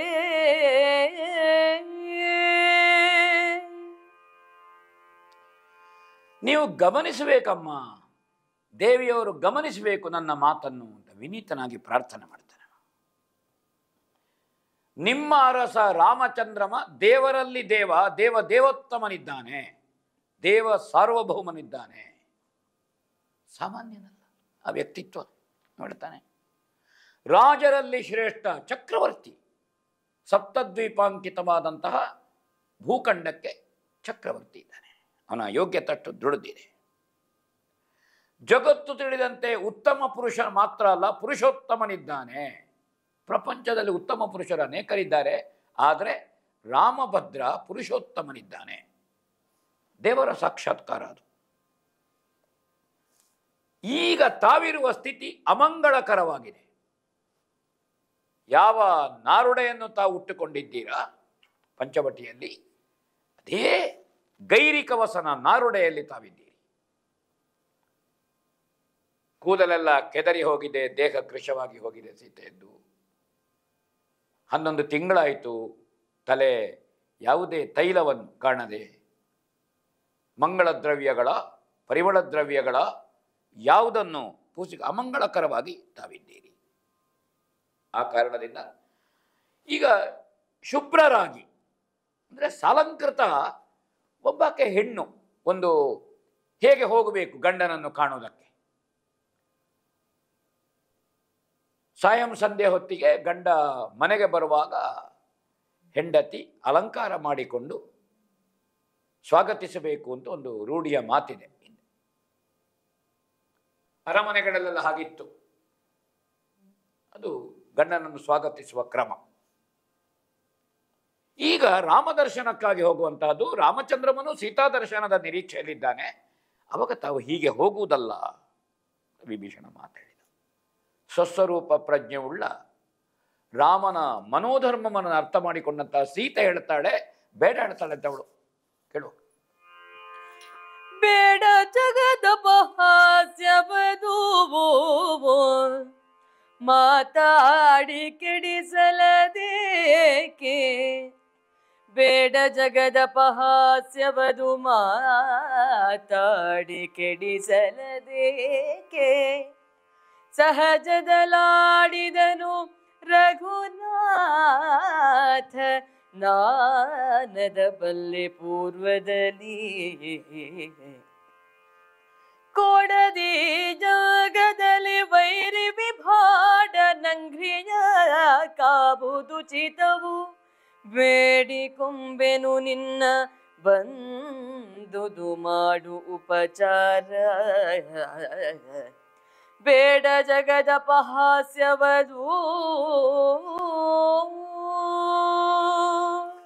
ಜಗತ್ತಿನ ಅಪಹಾಸ್ಯಕ್ಕೆ ನಾನು ಈಡಾದ್ರೆ ಏನು ಮಾಡೋದು ಹೇಳು ವಿಭೀಷಣ? ಕೂಡುದು. ಯಾವ ಸ್ಥಿತಿಯಲ್ಲಿ ನಾನು ಇಲ್ಲಿಗೆ ಬಂದಿದ್ದೇನೋ, ರಾವಣನನ್ನು ಅಪಹರಿಸಿ ತಂದನೋ ಅದೇ ಸ್ಥಿತಿಯಲ್ಲಿ ನಾನು ಪತಿಯ ಪಾದವನ್ನು ಸೇರಬೇಕು. ಹನುಮಂತ ಬಂದಾವಾಗಲೂ ಹಾಗೆ, ಬರ್ತಿರೋ ತಾಯಿ ಅಂತ ಕೇಳುವಾಗ ಆ ತಾಯಿ ಬರಲಿಲ್ಲ. ರಾಮಪ್ರಭು ಬರಬೇಕು, ರಾವಣನ ವಧೆ ಆಗಬೇಕು, ನಾನು ರಾಮಚಂದ್ರಮ್ಮನ ಜೊತೆಗೆ ಹೋಗಬೇಕು. ಸೀತಾ ಸಂಕಲ್ಪ ಇದು. ಅದನ್ನು ಹೇಳಿದ ತಾಯಿ. ಮಾತಾಡಿ ಯಾಕೆ ನಾನು ಈ ಪ್ರಕರಣವನ್ನು ಯಾಕೆ ನಾನು ಹೇಳಿ ಕೆಡಿಸಬೇಕು, ಯಾಕೆ ಹೇಳಿ? ಇದೇ ಸ್ಥಿತಿಯಲ್ಲಿ ಏನು ಅಂಜಿಕೆ ಇಲ್ಲ, ಮುಜುಗರ ಇಲ್ಲ ನನಗೆ. ಶತ್ರುನಾಶ ಮಾಡಿದ ರಾಮನ ಪಾದದರ್ಶನ ಮಾಡುವುದು ಇದು ಯೋಗ್ಯ ಅಂತ ನನಗೆ ಕಾಣ್ತದೆ. ನಾನು ಬೇಡಿಕೊಳ್ತೇನೆ. ನಾನು ಈಗ ಅಲಂಕಾರ ಮಾಡಿಕೊಂಡು ಹೋಗುವುದು ಅಲ್ಲ. ನಿನ್ನ ಉಪಚಾರ ಸಂದಾಯವಾಯಿತು, ನೀ ಹೇಳಿದ್ದು ಸಂತೋಷ ಆಯಿತು, ನನಗೆ ಬಂದಾಗ ಆಯಿತು. ವಿಭೀಷಣ ಹೇಳುತ್ತಾರೆ, ರಾಮಪ್ರಭುವಿನ ಅಪ್ಪಣೆ ಪಡ್ಕೊಂಡೇ ಬಂದಿದ್ದೇನೆ. ವಾಲ್ಮೀಕಿಗಳು ಅದನ್ನು ಹೇಳ್ತಾರೆ. ಸ್ನಾನಾದಿಗಳನ್ನು ಪೂರೈಸಿ ಅವಳನ್ನು ಅಲಂಕಾರ ಮಾಡಿ ಕರ್ಕೊಂಡು ಬನ್ನಿ ಅಂತ ರಾಮ ಆಜ್ಞೆ ಮಾಡ್ತಾನೆ. ಹಾಗಾದ್ರೆ ಇದರ ಕೊರತೆ ಏನುಂಟು? ಏನು ಮಾತು ಬರಲಿಕ್ಕಿಲ್ಲ, ಅದರ ಹೊಣೆ ನನಗಿರ್ಲಿ ಅಂತ ಹೇಳ್ತಾನೆ ವಿಭೀಷಣ. ಹಾಗನ ಯಾರೂ ನಿಂದಿಸದಂತೆ ವೇದೋಕ್ತವಾಗಿ ಲೌಕಿಕವಾಗಿ ಹೇಗೆ ತಮ್ಮನ್ನು ಕರ್ಕೊಂಡು ಹೋಗಬೇಕು ಹಾಗೆ ನಾನು ಕರ್ಕೊಂಡು ಹೋಗ್ತಾನಂತೆ ಕೈ ಮುಗಿದು ಕೇಳಿಕೊಂಡ. ಆಗ ಸೀತೆಗೂ ಆಯಿತು ಒಂದು ಅನುಕಂಪ. ವಿಭೀಷಣನ ಸಜ್ಜನಿಕೆಗೆ, ಅವನ ಬೇಡಿಕೆಗೆ ತಿರಸ್ಕರಿಸಲಿಕ್ಕಾಗಲಿಲ್ಲ. ಆಯ್ತು, ಹಾಗಾದರೆ ಪ್ರಭುವಿನ ಅಪೇಕ್ಷೆ ಹಾಗೆ ಉಂಟು ಅಂತಾದರೆ, ನಿನ್ನ ವಿಜ್ಞಾಪನೆ ಹಾಗೆ ಉಂಟು ಅಂತಾದರೆ, ಬಂದ ಕಷ್ಟವನ್ನು ನಾನು ಅನುಭವಿಸುತ್ತೇನೆ. ನೋಡಿ, ಎಲ್ಲಿಯಾದರೂ ಕಷ್ಟ ಬಂದರೆ ನಾನೇ ಅನುಭವಿಸ್ತೇನೆ. ಹೀಗೆ ಇದರಿಂದ ದೋಷ ಉಂಟಾದರೆ ನಾನು ನಿನ್ನ ಸೇವಕನೇ ಅಂತ ವಿಭೀಷಣ ಹೇಳ್ತಾನೆ. ಕಷ್ಟ ಬರಲಿಕ್ಕಿಲ್ಲ, ದೋಷ ಬರಲಿಕ್ಕಿಲ್ಲ, ಬಂದರೆ ನಾನು ನಿಮ್ಮ ಸೇವಕನೂ ಅಲ್ಲ ಅಂತ ವಿಭೀಷಣ ಕೈ ಮುಗಿತಾನೆ. ಹಾಗೆ ಸೀತೆಯನ್ನು ಒಪ್ಪಿಸಿ ರತ್ನದ ಮಣೆಯ ಮೇಲೆ ಮಡಿವಸ್ತ್ರವನ್ನು ಹಾಸಿ ಎಣ್ಣೆ ಏನಿಲ್ಲ ಅರಿಶಿನ ಎಣ್ಣೆ ಇತ್ಯಾದಿ ಏನುಂಟು ಅದನ್ನೆಲ್ಲ ಪೂಸಿ ಸ್ನಾನ ಮಂಗಳ ಸ್ನಾನ ಆಯ್ತಂತೆ. ವಸ್ತ್ರ ಸುಗಂಧ ದ್ರವ್ಯಾದಿಗಳು ಒಡವೆಗಳು ಸಾಲಂಕೃತಳಾದಂತಹ ಸೀತೆಯನ್ನು ಅರಮನೆಯಿಂದ ಸಂಪತ್ತಿನ ನಡುವೆ ವೈಭವದಿಂದ ಅತ್ಯಂತ ಸಂಭ್ರಮದಿಂದ ಅವರು ಶೃಂಗರಿಸಿ ಕರ್ಕೊಂಡು ಬರ್ತಾರಂತೆ. ನೋಡೋಣ. ನೆರೆದ ರಾಕ್ಷಣ ಸಕಲ ಸೇವಾ ತರುಣಿಯರು ರತುನಾರತಿಯ ವಿಸ್ತರಿಸಿ ವಿಜಯ ಗೈಸಿದರು ದಂಡಿಗೆಗೆ ದೇವಿಯರ. ಪರಿಪರಿಯ ಮಣಿಗಣದ ಚಿತ್ರೋತ್ಕರದ ದಡ್ಡಿಯಲ ವಿಭೀಷಣ ನರಮನೆಯ ಹೊರವಂಟಳವ ನಿಜೆ ನಲಿಯ ಪೌರಜನ. ಪರಿಪರಿಯ ಮಣಿಗಣದ ಚಿತ್ರೋತ್ಕರದ ದಡ್ಡಿಯಲ ವಿಭೀಷಣ ನರಮನೆಯ ಹೊರವಂಟಳವ ನಿಜೆ ನಲಿಯ ಪೌರಜನ.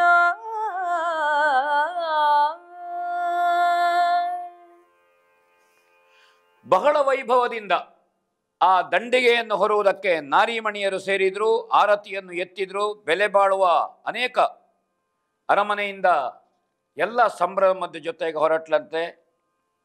ದೇವಲೋಕದ ಸ್ತ್ರೀಯರಿಗೆ ರೂಪವತಿಯರಿಗೆ 100ರಷ್ಟು ಮಿಗಿಲಾದಂತಹ ನಾರಿಮಣಿಯರಿದ್ದರು ಸೀತೆಯನ್ನು ಕರ್ಕೊಂಡು ಹೋಗಲಿಕ್ಕೆ. ಅವರನ್ನೆಲ್ಲ ಬೇರೆ ಬೇರೆ ರೀತಿಯಿಂದ ಕವಿ ಹೊಗಳಿದ್ದಾನೆ. ಈ ಸೇವಕಿಯರೆಲ್ಲ ಹೇಗೆ ಸೀರೆ ಉಟ್ಟಿದ್ದಾರೆ, ಅವರ ಅಂಗೋಪಾಂಗಗಳು ಹೇಗುಂಟು, ಅವರ ಗೆಜ್ಜೆ ಒಡ್ಯಾಣ ಎಲ್ಲ ಕವಿ ಬಹಳ ಅಪೂರ್ವವಾಗಿ ಇಲ್ಲಿ ಹೊಗಳಿದ್ದು ನಮಗೆ ಕಾಣುತ್ತದೆ. ಆ ರೀತಿ ನಿಮ್ಮ ತಾಯಿ ರಘುರಾಮಚಂದ್ರನ ಸಂಭ್ರಮದ ಸಂದರ್ಶನ ಏನುಂಟು, ಇದು ಎಲ್ಲವೂ ಬಹಳ ಅಪೂರ್ವವಾಗಿ ಬಂದದ್ದು ನಮಗೆ ಕಾಣುತ್ತದೆ. ಹಾಗೆ ಅದೇ ರೀತಿ ಎಲ್ಲ ದೇವಲೋಕದ ನಾರಿಯರು, ತಿಲೋತ್ತಮೆ, ರಂಬೆ, ಮೇನಕೆಯರು, ಹೀಗೆ ಇದನ್ನೆಲ್ಲ ಸತೀದೇವಿ, ಸ್ವಾಹಾದೇವಿ, ದಿಕ್ಪಾಲಕ ಪಂಕ್ತಿ ಎಲ್ಲ ಬಹಳ ಕವಿ ಇವರನ್ನೆಲ್ಲ ಅದ್ಭುತವಾಗಿ ಯಾರೆಲ್ಲ ಸೇರಿದ್ದಾರೆ ಆಕಾಶ ಮಾರ್ಗದಲ್ಲಿ, ನಾಗರು, ಸಿದ್ಧರು, ವಿದ್ಯಾಧರರು, ನಿಶಾಚರರು, ಕಿಂಪುರುಷರು, ಯಕ್ಷರು, ಗುಹ್ಯಕರು, ಗರುಡರು, ಗಂಧರ್ವರು, ಬಹಳ ಎಲ್ಲರೂ ದೇವಗಣನ ಎಲ್ಲರೂ ಸೇರಿದ್ರಂತೆ. ದೇವತೆಗಳು ಬ್ರಹ್ಮಾದಿಗಳು ಸೇರಿದ್ರು, ಶಿವದೇವರು ಸೇರಿದ್ರು, ಪಾರ್ವತಿ ದೇವಿ ಯಾರು ಅಂತಲ್ಲ ಎಲ್ಲರೂ ಸೇರಿದ್ರಂತೆ ದೊಡ್ಡ ಸಂಭ್ರಮದಲ್ಲಿ. ಯಾತನೆ ರಾಮ ಸೀತೆಯರ ಸಮಾಗಮವನ್ನು ಕಾಣುವುದಕ್ಕೆ ಕುತೂಹಲರಾಗಿದ್ರು ಅಂತ ಕವಿ ಇಲ್ಲಿ ವರ್ಣಿಸಿದ್ದಾನೆ. ಅದನ್ನು ವರ್ಣಿಸ್ತಾ ನಾನು ಇಲ್ಲ, ಮುಂದೆ ಹೋಗ್ತಾ ಇದ್ದೇನೆ. ಹಾಗೆ ಅವಳು ಮುಂದೆ ಮುಂದೆ ಮುಂದೆ ಮುಂದೆ ಬಂದ್ರಂತೆ. ಲಂಕಾನಗರ ರಾಕ್ಷಸರ ಗುಂಪನ್ನು ಸೀತೆಯನ್ನು ನೋಡಲು ಕಾತರರಾದ ವಾನರರೆಂಥದ್ದು ಅವರೆಲ್ಲ ನೋಡಲೇ ಇಲ್ಲ. ಹನುಮಂತನನ್ನು ಹೊರತುಪಡಿಸಿ ಯಾರೂ ಸೀತಾಮಾತೆಯನ್ನು ನೋಡಿಲ್ಲ. ಎಲ್ಲರಿಗೂ ಕುತೂಹಲ, ಸೀತಾಮಾತೆಯನ್ನು ನೋಡಬೇಕು, ಸೀತಾಮಾತೆಯನ್ನು ನೋಡಬೇಕು ಅಂತ. ಇದು ಮದುವೆಗೆ ಹೋದ ಅನೇಕ ಹೆಣ್ಮಕ್ಕಳು ಮದುಮಗಳು ಬರುವಾಗ ನೋಡಿದ ಹಾಗೆ ಅಲಂಕಾರ ಹೇಗಿರ್ತದೆ, ಹೇಗೆ ಅಲಂಕಾರ ಮಾಡಿದ್ದಾರೆ, ಹೇಗೆ ಜಳ್ಳಿ ಇಳಿಸಿದ್ದಾರೆ, ಹೇಗೆ ತೊಡಿಸಿದ್ದಾರೆ, ಆಭರಣ ಶೃಂಗಾರ ಹೇಗೆ ಮಾಡಿದ್ದಾರೆ, ಹೀಗೆ ಒಂದು ಕುತೂಹಲ. ಅದು ಕಳೆದು ಹೋದ ನಂತರ ಮನೆಯದ್ದು ಕೇಳಲಿಕ್ಕೂ ತಯಾರಿ ಇರ್ತಾರೆ. ಮದುಮಗಳು ನೋಡಿದ್ಯೋ, ಯಾವ ಬಣ್ಣದ ಸೀರೆ ಇತ್ತು, ಅದಕ್ಕೆ ಯಾವ ಬಣ್ಣದ ರೇಖೆಗಳಿತ್ತು, ಎಲ್ಲ ಅದು ವಿಶಿಷ್ಟ. ಹಾಗೆ ಕಪಿಗಳಿಗೆ ಕುತೂಹಲ. ಸೀತಾಮಾತೆ, ಆ ಸೀತಾಮಾತೆಗೆ ಬಂಧನ ವಿಮೋಚನೆಗೆ ಯುದ್ಧ ಮಾಡಿದವರು 77 ಕೋಟಿ 18 ಅರಬದ ಅವರು ಸೀತೆಯನ್ನು ನೋಡಲಿಲ್ಲ. ಎಲ್ಲರೂ ಕುತೂಹಲ ಅತ್ಯಂತ ಶಿಸ್ತಿನಿಂದ ಕೂತರಂತೆ. ಈ ಯಾವ ಗಮನವೂ ಇಲ್ಲದೆ ಶ್ರೀರಾಮಚಂದ್ರಮ ಲಕ್ಷ್ಮಣನ ಹತ್ರ ಏನು ಹೇಳ್ತಾನೆ ಅಂತ ನೋಡೋಣ.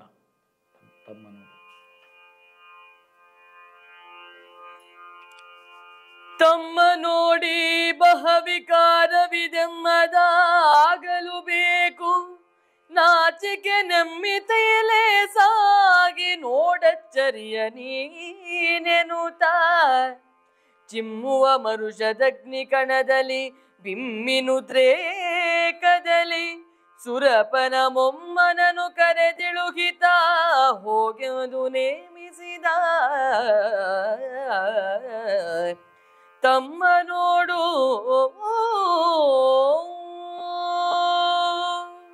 ಮೂಗಿನ ಮೇಲೆ ಬೆರಳಿಡ್ತಾನಂತೆ ರಾಮ ಆಶ್ಚರ್ಯದಿಂದ. ಏನಿದು, ದಂಡಿಗೆಯಲ್ಲಿ ಪಲ್ಲಕ್ಕಿಯಲ್ಲಿ ಸೀತೆ ಬರುತ್ತಿರುವುದ? ಛೇ, ಏನ್ ನಡೆಯಿತು? ರಾಮ ನಿರೀಕ್ಷೆ ಮಾಡಲಿಲ್ಲ.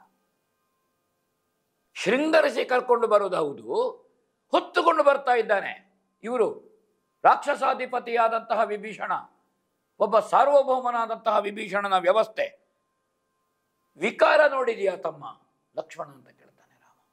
ಸರಳವಾದಂತಹ ಜೀವನ ಕ್ರಮಕ್ಕೆ ತನ್ನನ್ನು ಒಪ್ಪಿಸಿಕೊಂಡಂತಹ ರಾಮ ಕೇಳ್ತಾನೆ, ನಾಚಿಕೆ ಹೇರಿಕೊಂಡಿತಯ್ಯ ತಮ್ಮ, ಇದು ಆಶ್ಚರ್ಯ. ಕೋಪಾಗ್ನಿಯಿಂದ ಕಿಡಿಕಾರುತ್ತ ಗರ್ವದ ಉದ್ರೇಕದಿಂದ ಅಂಗದನನ್ನು ಕರೆದು ಹೇಳ್ತಾನಂತೆ ರಾಮಭದ್ರ, ಸೀತೆಯನ್ನು ಇಳಿಸಿ ಕರೆದುಕೊಂಡು ಬಾ. ವಿಭೀಷಣನ ಹತ್ರ ಹೇಳು, ನನ್ನ ಎದುರು ದಂಡಿಗೆಯಲ್ಲಿ ಹೊತ್ತುಕೊಂಡು ಬರುವುದು ಬೇಡ, ಪಲ್ಲಕ್ಕಿಯಲ್ಲಿ ಹೊತ್ತುಕೊಂಡು ಬರುವುದು ಬೇಡ, ಮೇನೆಯಲ್ಲಿ ಅಲ್ಲ, ಬದಲಾಗಿ ನೀನು ಹೋಗಿ ಹೇಳಬೇಕು ಅಂತ. ಬಹುಶಃ ಇಡೀ ರಾಮ ಈ ಕಪಿಗಳ ಸಹವಾಸ ಆದ ಮೇಲೆ ಆ ರೀತಿಯ ಸಿಟ್ಟು ರಾಮನಿಗೆ ಬಂದದ್ದು ಕಾಣುವುದಿಲ್ಲ. ಅಂಗದನನ್ನು ಕರೆದು ಯುವರಾಜನಾದಂತಹ ಕಿಷ್ಕಿಂಧೆಯ ಕರೆದು ಹೇಳ್ತಾನಂತೆ. ಸೀತೆಯ ಶೃಂಗಾರದ ಬಗೆಗೆ ರಾಮ ಏನು ಹೇಳ್ತಾರೆ ಕೇಳೋಣ. ಅರಸಿರಿಗೆ ಬಡಿತು ಕಡು ಸಾಗಾರವನು ಕೈಕೊಂಡಳು, ಇಂದಿವಳಾರ ನೇಮದಲೇರಿದಳು ಮಣಿಮಯದ ದಂಡಿಗೆಯ. ವೀರನೋಡೈ ತಮ್ಮನೆಂಬುದಾರನಿ ಅಪಹಾಸ ಮನಕಿದು ಸೇರುವುದೇ ಘಾತಾಳಿಯಂಗವ ನೋಡು ನೀನೆಂದಾಗ, ನೋಡು ನೀನದ. ಯಾರ ಸಂಪತ್ತಿಗಾಗಿ ಇವಳು ಇಷ್ಟೊಂದು ಭಾರಿ ಅಲಂಕಾರವನ್ನು ಮಾಡಿದ್ಲು ಅಥವಾ ಒಪ್ಪಿಕೊಂಡಳು? ಯಾಕಾಗಿ? ಯಾರಿಗಾಗಿ? ಯಾರಿಗೆ ತೋರಿಸಲಿಕ್ಕಾಗಿ ಇವಳು? ಏನು ಹಸೆಮಣೆಯನ್ನೇರುವಂತಹ ಮಧುವಣಗತಿಯವಳು ಅಲ್ಲ. ರಾವಣನ ಬಂಧನದಲ್ಲಿದ್ದವಳು ಪತಿಯನ್ನು ಸೇರುವುದಕ್ಕೆ ಬರುವುದು ಯಾವ ಸಂಭ್ರಮಕ್ಕೆ ಇವಳಿದನ್ನು ಒಪ್ಪಿಕೊಂಡ್ಳು? ಇವಳು ಯಾರ ಅಪ್ಪಣೆಯಿಂದ ರತ್ನ ಖಚಿತವಾದಂತಹ ಪಲ್ಲಕ್ಕಿಯನ್ನು ಏರಿದ್ಲು? ಯಾಕೆ ಏರಿದ್ಲಿ ಇವಳು ಅಂತ ಹೇಳ್ತಾನೆ. ತಮ್ಮ ಕೇಳು, ಈ ಅಪಹಾಸ್ಯ ಯಾರ ಮೇಲೆ ಬರುವುದು? ನಮ್ಮ ಮನಸ್ಸಿಗೆ ಇದು ಹಿಡಿಸುವುದಿಲ್ಲ. ಜನ ಏನೆಂಡಾರು ನೋಡಿ. ಅಪಹಾಸ್ಯ ಬರುವುದು ಸೂರ್ಯವಂಶಕ್ಕೆ. ಆ ವಂಶದ ಉತ್ತರದಾಯಿತ್ವವುಳ್ಳುವಂತಹ ರಾಮ ನನಗೆ ಬರುತ್ತಿರುವುದು ಈ ಅಪವಾದ. ಈ ಕೇಡಿಗಳ ನಡವಳಿಕೆಯನ್ನು ನೋಡು. ಕಾರಣ, ಅವಳನ್ನು ಅಲಂಕರಿಸಲಿಕ್ಕೋ ಕರ್ಕೊಂಡು ಬರಲಿಕ್ಕೆ ರಾಮ ಹೇಳಿದ. ಆದರೆ ಸೀತೆ ಅದನ್ನು ಒಪ್ಪಲಿಕ್ಕಿಲ್ಲ. ಇದು ರಾಮ ವಿವೇಕ. ಸೀತೆ ಒಪ್ಪಲಿಲ್ಲ. ಬೇಡ ಹೇಳಿದ್ಲು, ಅಪವಾದ ಬರ್ತದೆ ಹೇಳಿದ್ಲು, ನಾನು ಹೀಗೆ ಹೋಗಬಾರದು ಹೇಳಿದ್ರು. ಆದರೆ ವಿಭೀಷಣನ ರಾಮನ ವಿವೇಕವನ್ನು, ರಾಮನ ಅಂತರಂಗವನ್ನು ವಿಭೀಷಣನಿಗೆ ಅರ್ಥ ಮಾಡಲಿಕ್ಕಾಗಲಿಲ್ಲ. ಇಲ್ಲಮ್ಮ, ನಾವು ಹೇಳ್ತೇನೆ, ನಿಮಗೆ ಅವಮಾನ ಆಗೋದಿಲ್ಲ, ನಾ ಹೇಳುತ್ತೇನೆ ಅಂತ ಒತ್ತಾಯ ಮಾಡಿದ ಕಾರಣ ವಿಭೀಷಣನ ಒತ್ತಾಯಕ್ಕೆ, ಅವನ ಸಜ್ಜನಿಕೆಗೆ, ಅವನ ಪ್ರೀತಿಗೆ, ಅವನ ಗೌರವ ಭಕ್ತಿಗೆ ಸೀತೆ ಒಪ್ಪಿದ್ಲು. ಹಾಗಾದ್ರೆ ಆಯಿತು, ಬೇಡ ಅಂತ ಹೇಳಿದ್ಲು. ಆದರೆ ಮುಳುವಾಗಿ ಹೋಯಿತು. ಸೀತೆಗೆ ಅಲಂಕಾರ ಮಾಡಿಕೊಂಡು ಬಂದದ್ದು. ರಾಮ ಆಕ್ಷೇಪ ಮಾಡ್ತಾನೆ, ಕೋಪೋದ್ರಿಕ್ತನಾಗ್ತಾನೆ. ಆಮೇಲೆ ಮುಂದೆ ಏನು ಹೇಳ್ತಾನೆ ಕೇಳಿ. ಇವಳು ಕಳುಹದೆ ಬಿಡುವಳೆ, ನಿಮ್ಮುವನು ನಮ್ಮೆಡೆ ಗಡವಿಜಲಿ, ಕಪಟವನು ಕೈ ಕೋಡೆರಳೆ, ಇದು ನೀ ನೆನಲು ಕೆಡೆ ನುಡಿದು. ವಿವಿಧ ಮಾಯಾ ರಚನೆಯಲ್ಲಿ ನಮ್ಮುವನು ಕಳುಹಿದಳಿ, ವಿಚಾರದ ಹವಣ ನರಿಯದೆರಿನ್ನ ಜರೆದೆನು ತಮ್ಮ ತಾನಿಂದ. ತಮ್ಮ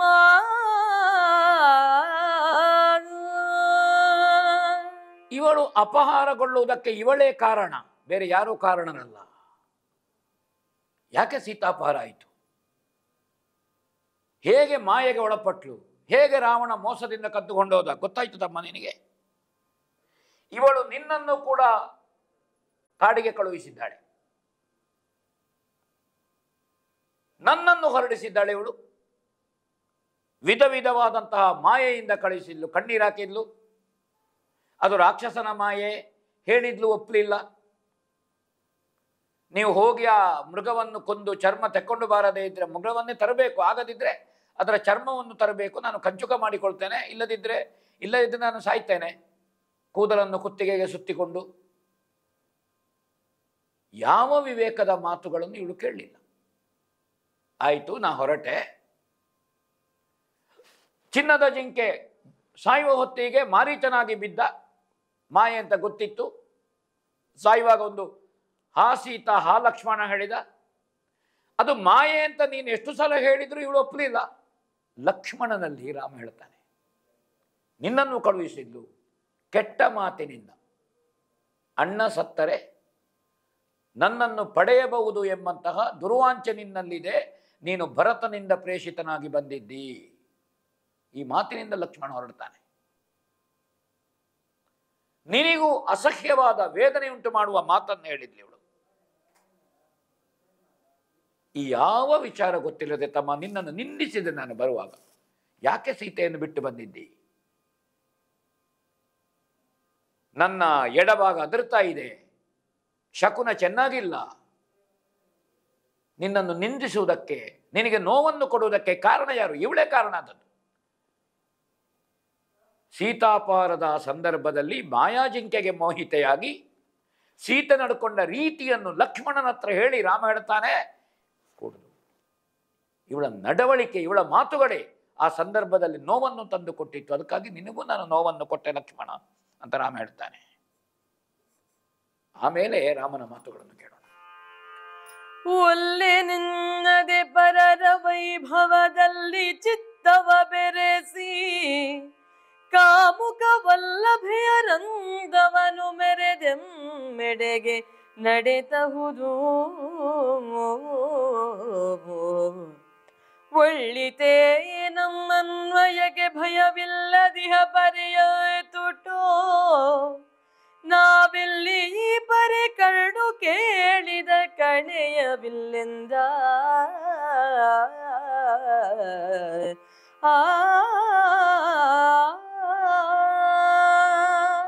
ಈ ಹಗರಣವನ್ನು ನೋಡು ತಮ್ಮ ಅಂತ ಹೇಳ್ತಾನೆ ರಾಮ. ನೋಡಿ, ಹಗರಣವನ್ನು ನೋಡಿದೆಯಾ ನೀನು? ಪಲ್ಲಕ್ಕಿಗೆ ತೆರೆ ಬಿಗಿದದ್ದನ್ನು ನೋಡಿದೆಯಾ? ಏನು ಮಹಾರಾಣಿಯ ಮೆರವಣಿಗೆ ಇದು? ಯಾರಿಗೂ ಕಾಣದ ಹಾಗೆ, ಮುಖ ತೋರಿಸದಂತೆ ಪಲ್ಲಕ್ಕಿಗೆ ತೆರೆ ಬಿಟ್ಟಿದ್ದಾರೆ ಅಂತೆ. ಆ ಬದಿಯಿಂದ ಈ ಬದಿಯಿಂದ, 4 ಬದಿಯಿಂದ. ಏನಿದು? ರಾಮ ವನವಾಸದ ವೃತ್ತದಲ್ಲಿದ್ದ, ಗಂಡ ವನವಾಸಿಯಾಗಿ ಆ ವೃತ್ತದಲ್ಲಿರುವಾಗ ಹೆಂಡತಿಯು ವನವಾಸದ ವೃತ್ತಕ್ಕೆ ಬಂದದ್ದು.